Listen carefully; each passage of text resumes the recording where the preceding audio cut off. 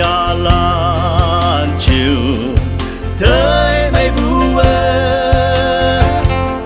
August 1986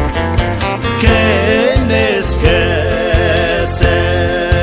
ở cung lên ngơi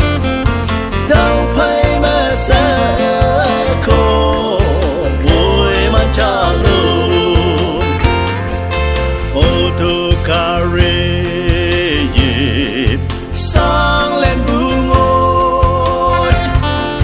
chơi ra đi mystery đi xin buông ngồi nào ya mây bùa quang ăn ya kia vốn hay quang bùa mây bên mây xa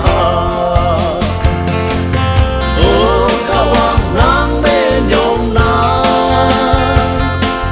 cô nhắc sẽ có na em là với mà cụ thể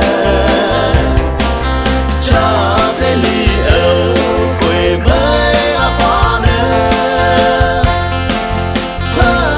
bơ cha nhảy vòng em mà lưu pha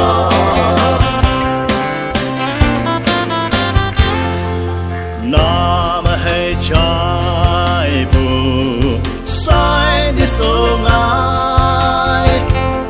army police hay quang mèo bù na tốt ta lôi giờ hay kẻ đi tết ngay ý chạy ya phê nè ra ôm khăn ôm na ya xa lạc tôi nhiều sẽ mang kỷ na ca sẽ có với nhiều nhiều mà nghìn